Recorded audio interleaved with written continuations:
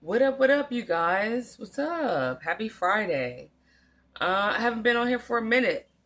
Um, but yeah, I was thinking about something. So this is not going to be like a long video, but I was really just thinking about something.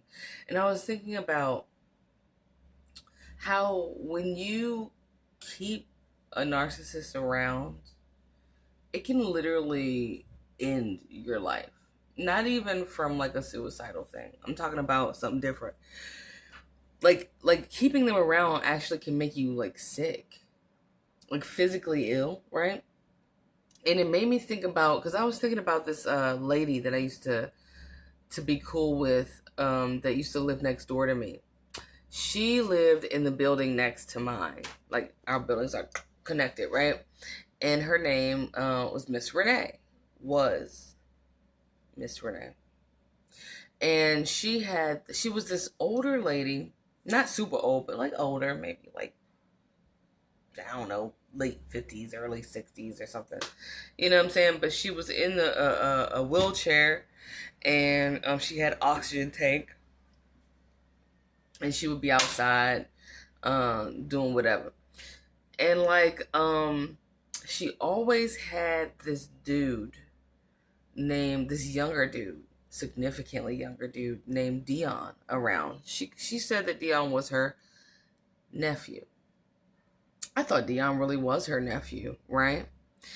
Uh, what was mind boggling though is I always wondered why Dion talked to Miss Renee like trash. So I was like, man, whatever. Oh, fuck that bitch. Oh, whatever. She'd be like, oh, go get me this. Go get me that from the store. And he'd be like, yeah, whatever, whatever. Like, he was just really gross to her. And I'm like, why? And he lived with her. So I'm like, why would you treat your aunt like that? Especially if she's like allowing you to like live with her. Now, Dion was a high yellow. Now, for those of you who know the difference between black skin tones, he was a high yellow ass man with these green eyes, but he was really grody looking. So, like, none of those features really made him look like better. He was like this googly eyed, green eyed, high yellow, scraggly man that was like at least 30 years younger than Miss Renee, because that was her nephew, right? I learned later on that, without even asking, because people just talk in the hood too damn much, and there's always somebody that know every damn thing. They were like, "That's not her." His name was Dion. Dion's not her nephew. That's her man, girl. That's her man, child. I was like, "Whoa, for real?" Before I knew that I was dealing with a narcissist, I wasn't able to peg Dion being a narcissist. But now looking back, Dion was a narcissist, right? Because he talked to her like shit and trash, but he still felt entitled to her amenities. He still felt entitled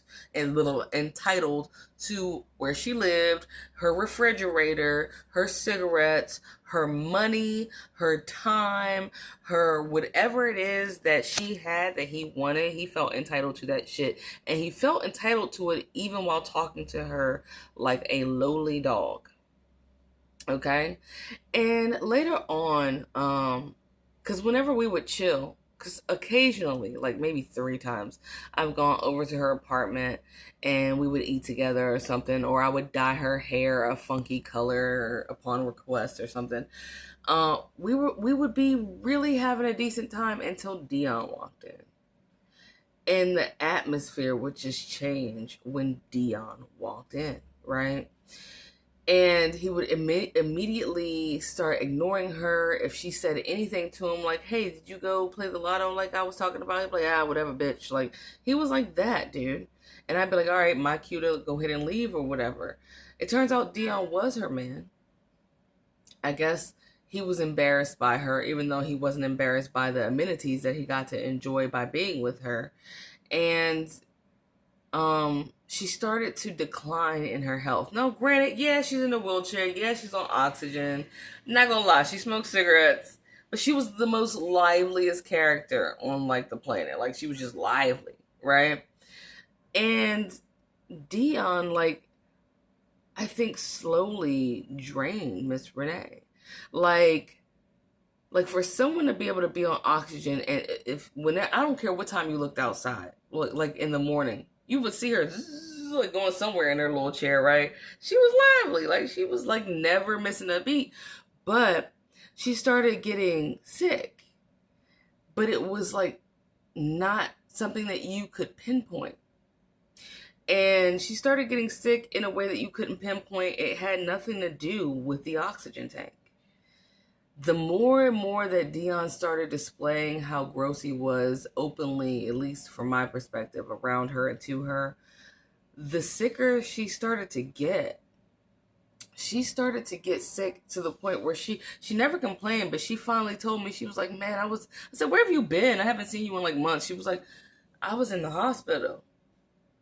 And she was like, I was involuntarily like kicking and screaming, right? And I'm like, really? Because that's not really like her or whatever. But she was like, yeah, something just, it felt like something weird. She was like, I kind of wanted to commit suicide. Like I felt like I wanted to jump off the balcony. And I ended up kicking and screaming all the way to the hospital. And I was like, damn, that's funky. She was like, yeah. She was confused, right? There's Dion still chilling on her couch, still eating whatever out of the fridge, still calling her a bitch, still asking for money, still smoking her cigarette, still being weird, right? So one night, I was getting away from my narc at the time. And I went to this place called The Tables. The Tables are just like picnic tables outside of the building that Miss Renee lived in, which is connected to my building, right? And all these people were out there listening to music, playing dominoes, drinking, whatever. And as we're chilling, we see this ambulance pull up. And this ambulance pulled up, and who was it that came out on a stretcher? Miss Renee. Right? She had been trying to tell me for months that she was getting these weird ass suicidal thoughts. She didn't commit suicide, by the way, so don't go there. I'm not taking us there, but just looking back, it's so eerie because she was trying to tell me what she was experiencing, and I didn't even realize how close we were to the same situation until now, where hindsight is 2020. But this lively person was talking about how they wanted to just like die, which was crazy, right? And unlike her and out of character.